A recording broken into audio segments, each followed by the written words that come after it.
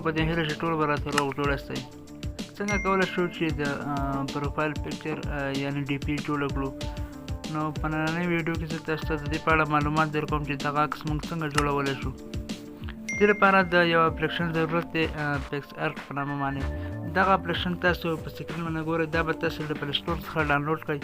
نو په پلی سټور کې دغه موجود دی، تاسو کولی شئ له هغه ځای څخه په اسانۍ سره ډاونلوډ کړئ. کله مو چې دغه اپلیکیشن ډاونلوډ کړ دا به خلاص کړئ. نو کله مو چې دغه اپلیکیشن خلاص کړ نو تاسو به راشئ په دغه پلس نشان باندې به کلیک وکړئ. په پلس نشان چې مو کله کلیک وکړ نو لاندې به راشئ دې ته بیکګراوند کلر، یعنې د کلر لپاره به ورته یو بیکګراوند انتخاب کړئ. نو دا ژیړ کلر ورته زه انتخابوم. دا چې مو کله انتخاب کړ نو بیا به راشئ په دغه ایډ فوټو باندې به کلیک وکړئ، په دغه ځای باندې به کلیک وکړئ. نو دلته به تاسو ورته هغه عکس راوالی کوم چې تاسو غواړئ په دغه ډیزاین کې جوړ کړئ. نو دغه عکس به انتخاب کړئ، بیا به راشئ په دغه ایډ باندې به کلیک وکړئ. که چېرته تاسو سره عکس غټ وي یا هم ګراپ کول غواړئ نو په دغه کراپ باندې به کلیک وکړئ. دغه عکس به تاسو د خپلې اندازې سره برابر کړئ. له هغې وروسته به تاسو راشئ په دغه یس علامه باندې به کلیک وکړئ.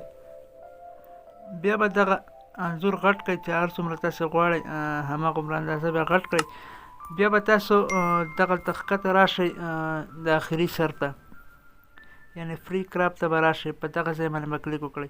په دې چې مو کله کلیک وکړ نو بیا به راشئ تاسو په دغه سلیکټ، دا به تیر سلیکټ وي. له دې وروسته به راشئ په دغه پرسن باندې به کلیک وکړئ. په دې پرسن چې مو کله کلیک وکړ نو دغه عکس به ټول سلیکټ شي. بیا به راشئ په دغه یس علامه باندې به کلیک وکړئ. کله مو چې په یس علامه باندې کلیک وکړ نو ستاسو له عکس څخه به بیکګراوند ختم شي. بیا به دا تاسو د خپلې اندازې داسې برابر کړئ. هر څومره اندازه کې تاسو لګول غواړئ نو هغسې به دا برابر کړئ. نو بیا به راشئ په یس علامه باندې به کلیک وکړئ، ډن باندې به کلیک وکړئ دغه علامې باندې. کله مو چې په دې کلیک وکړ نو تاسو به راشئ دلته را به شئ دغه ډراو ته. نو په دغه ډراو باندې به کلیک وکړئ. په دې چې به کله کلیک وکړ نو بیا به راشئ په دې کې به په شیپ باندې کلیک وکړئ. په دغه ځای باندې به کلیک وکړئ په شیپ باندې. کله مو چې په دې شیپ باندې کلیک وکړ نو دې کې به تاسو دغه د دایرې والا چې کوم یو دی دا به انتخاب کړئ. له هغې وروسته په اوکې باندې کلیک وکړئ. په اوکې چې مو کله کلیک وکړ نو بیا به دا تاسو په دغه باندې ګوته کېږدئ سکرین باندې، د خپلې خوښې به داسې برابر کړئ. له دې وروسته به دا تاسو چې هر څومره اندازه کې غواړئ برابر کړئ، یعنې غټه ورکوټې کولی شئ. تاسو به یې په ښه شکل کې برابر کړئ. له هغې وروسته به راشئ.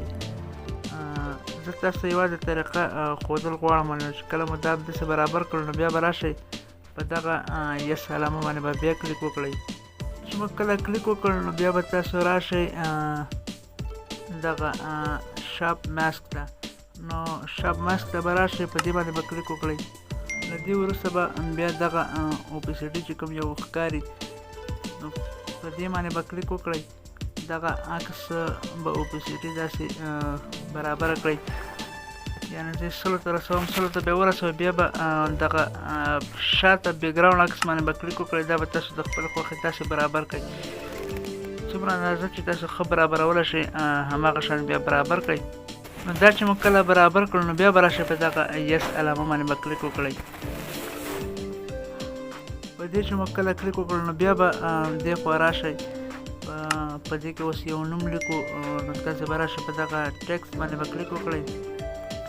په ټیکسټ باندې مو چې کله کلیک وکړو نو دې کې به تاسو ورته یو نوم ولیکئ، هر یو نوم چې تاسو لیکئ. له هغې وروسته به بیا راشئ په دغه یس علامه باندې به کلیک وکړئ.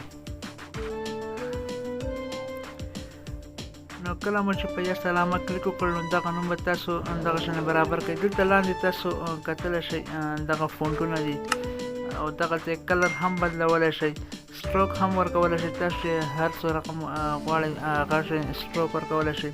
نو فونټونه که تاسو هر رقم فونټ ورکول غواړئ نو دا تاسو کتلی شئ دغه شانې ښایسته ښایسته فونټونه په دې کې موجود دي. تاسو انتخابولی شئ، هر یو چې مو خوښ وي هغه ورته ورکړئ. نو زه غواړم دغه فونټ ورته ورکړم. نو دغه به داسې غټه وړوکې کړئ، هر څومره اندازه چې تاسو غواړئ د خپلې اندازې به برابر کړئ. بیا سټروک تاسو چې هر رقم سټروک ورکوئ نو دغه ځای کې به په لاندې رنګونو باندې به کلیک وکړئ، هر رقم سټروک چې تاسو غواړئ ورکړئ هغه به ورکړئ. دلته د سټروک سایز غټول او وړوکی کولی هم شئ، نو په دې باندې به کلیک وکړئ، دا به برابر کړئ. بیا به راشئ په دغه یس علامه باندې به کلیک وکړئ. نو دا چې مو کله جوړ کړل نو بیا به دا په خپل ګلري کې ځان سره سیف کړئ. نو را به شئ په دغه تیر نشان باندې به کلیک وکړئ. له دې وروسته به راشئ په دغه ګلري باندې به کلیک وکړئ. نو کله مو چې په ګلري باندې کلیک وکړ نو بیا به راشئ دغه عکس به تاسو سره ستاسو په ګلري کې سیف شي. دا وه د پروفایل پکچر د جوړولو طریقه. تر راتلونکي ویډیو د الله په امان.